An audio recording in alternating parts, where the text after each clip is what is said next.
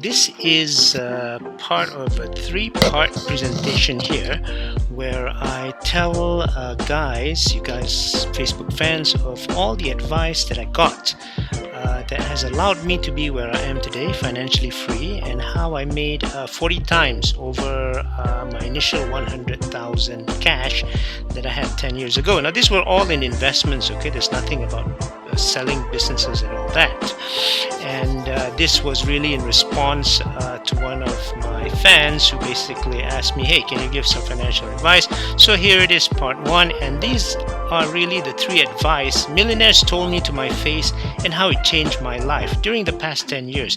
This was so important, you see, because without this, I'm sure I will not be where I am today. I basically wasted my 20s and 30s basically screwing up, you know. There was a lot of times when I made money, lose money, make money, lose again, and finally lose a lot. And that was my story in my 20s and 30s. So what happened as I was about to approach my 40s, I decided to change my approach. Rather than reading books and trying it out on myself, I said to myself, okay, I'm going to read books, but I'm also going to check with the real people who have been proven to done things before. And hopefully by following the advice of these people, I would be able to meet my financial goals. So these are the three advice, the top three. The first one comes from a guy who owns a technology company, and the first thing he said to me was, you know what, you got to stop marketing and start closing deals. You're spending too much time talking, too much time describing things, too much time trying to sell, but you really got to sit down, close a deal, and convert all your efforts to money. And I think this is very important because as I embark now on my digital business, you see a lot of free stuff being offered here and there, building a client base and all that. But the question you always have to ask is, hey, when is this going to start to convert to money? And when you convert it, is it going to be enough to sustain your lifestyle, you know, your future lifestyle, whether you're working or you want to be financially free? So lesson number one, please start closing the deal and figure out how to monetize your effort. Test it on people who will actually pay for your service. Number two was about the stock market. You see, I had been investing in the Malaysian share market since 1993. It slowly tapered off after 2001 since, you know, I was losing money then. I really didn't know how to do it. So by 2006, I met this guy who said, okay, the best way to go now is apply to IPO. And when the shares go up, you know what? Throw it away, sell it to the retailers. So I said to him, wait. Aren't we supposed to wait until this thing goes up 10 times? He said, no, you got to sell it to the people who, you know, want to speculate, and then you move your money and do other deals. Just buy other stocks, other IPO shares.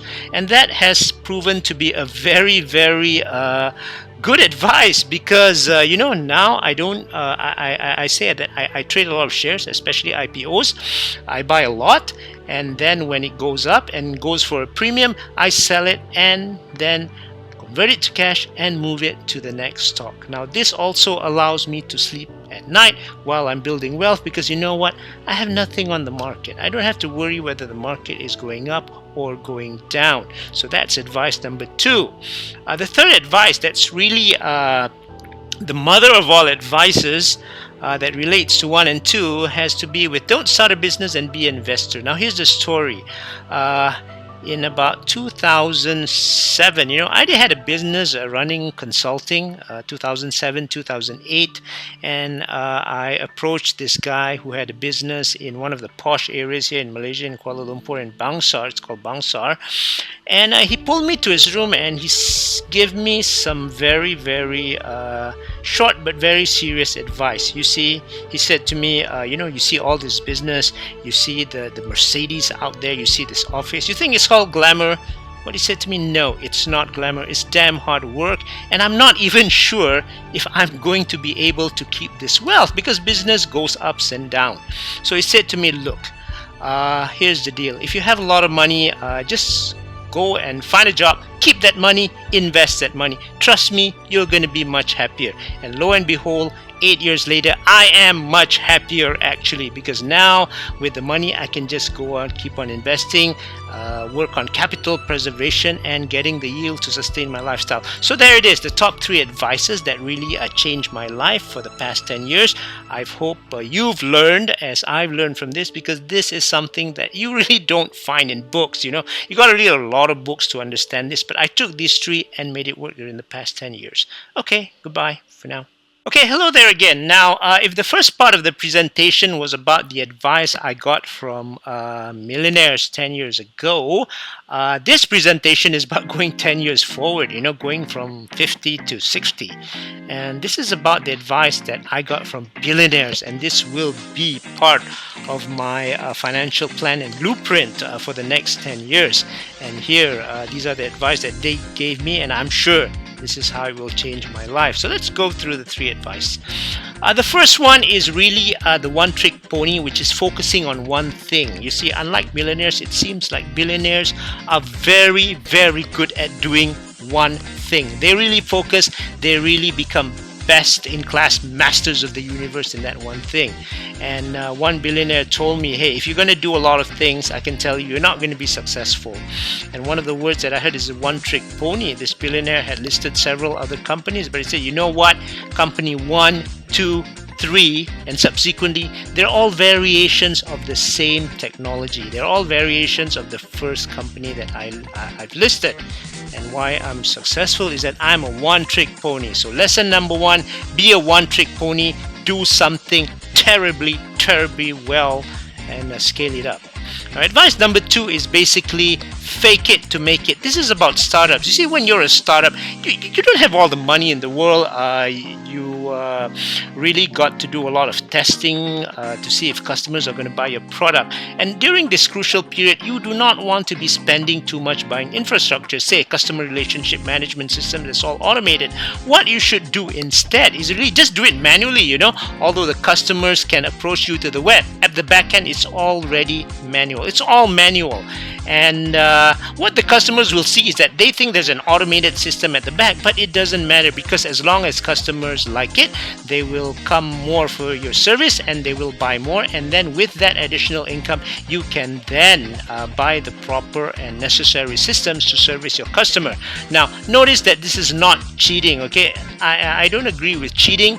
This is just not telling your customer that what's really behind the scenes, but hey, it's giving them very good service so that they come back for more to make you very successful. So that's advice number 2. Advice number 3 is very unique. Okay, this is in Malay. It says menyembah, melutut, meminta. This is about asking for something. So if you want to ask for something, you really have to go and actually, you menyembah. You have to actually go down to the person and ask for it, and to ensure that the customer is always your boss, or the customer is king. Yeah, that's what you do to a king. You just go down. Okay, and then not only you go down on your heel. And then you serve him, and if he asks you to do something, you ask how high, because here you want to show the value that you are going to be able to give to him. And then only after this is done do you ask for something. Now this is very important, because when I talked about the millionaires in my previous presentation, for the millionaires, it was always about monetization. And I guess that's very important, because when you're starting from zero, hey, you need really to get the cash flow in. But when you're already a millionaire and you want to be a billionaire, it's about investing for the longer term. And this is what this lesson is all about, where you go down on your knees and serve someone, create value, and then only ask for what you think is deserving to you. So those are the advice from the billionaires that I'm going to use to go forward, and I hope you enjoyed it. Thank you. Okay, this is part 3 of the presentation, where the first presentation was about the 3 advice that I got from millionaires. The second one was about the 3 advice that I got from billionaires. And this one is what I will not do what I did before. You see, I'm very realistic. I did many things right from my 40s to 50s. That's why I call it the roaring 40s, where I took 100,000 and multiplied it by 40 times. Now guess what? This is not going to work in the next 10 years. I know that. the markets are very different. I was actually assisted by how the markets behaved at that time, and boy did I get a lot of help, because here's the deal. This shows you how the market moved from 2006 to 2016. Now I came on to my first 100,000 in 2006, but because I didn't have anything much at that time, I really couldn't invest in a big way. You see, I had just been fired from my job. I just started a new business, and by the time that 2008, or at the end of 2008, actually on the advice of my other friend, I'd done some business, I had some money. His advice was, hey, why don't you, rather than going on through this business, why don't you just take your money and start investing? And that was probably the best advice in the world, because if you look at the markets here, you see here, this is when I actually got into the market with big accounts, and I started investing all the way up to the end of 2014. And during this period, boy, the market went up and I was making money. And not only the forex and the stock markets went up, because I made a lot of money through IPOs too. I also made a lot of money through properties, because this is when there was a big move in properties in Malaysia, and I just managed to catch the wave. In fact, the wave was so good that one of the properties that I sold, I made around ringgit 1 million from it. Okay, that's a lot of money to be made. So the good thing is, I'm saying I'm lucky now, because look, although the period was 2006 to 2016, I got in at the market at around 2008, 2009, when the market was at a low, and I got out of the market in late 2014. That was because I had to close all these large accounts, because I was raising capital to buy a condo. Okay, it was a high-end condominium in Kuala Lumpur, and I just closed it. So as the markets went choppy, and during this time it was very hard to trade, guess what? I was out of the market. And because I put money in the condo, I made around 2 million ringgit on that condo for the past 18 months. So you see, there was a lot of element of luck there. I'd also say that luck came to me because I was prepared very, very well. But anyway, that's how the 100,000 just exploded into 4 million and made me virtually financially free. Not only virtually, physically financially free over the past 10 years. So going forward, I know that I will not have the same luck. Hey, I don't think I'm going to be lucky twice, okay? Starting at an uptrend and ending at a downtrend, exiting the market at a downtrend. And even then, when I purchased the condo, I was so lucky that I purchased from a distressed seller. In fact, the time I signed for the condo, I had already made 1 million ringgit, because they were so desperate to sell. And that really doubled my return on the down payment that I made for this condo. And that's why I started, liquidating all my positions in my large accounts.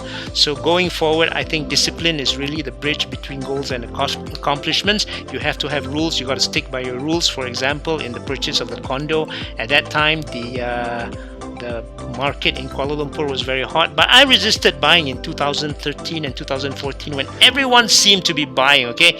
And I didn't do that. I waited for the right deal to come in, and that's an example of discipline. So yes, I was lucky, but it was also a function of discipline and sticking to my rules, and that is something that I learned big time that makes you accomplished. So lucky me, and I hope you learn from this. Thank you.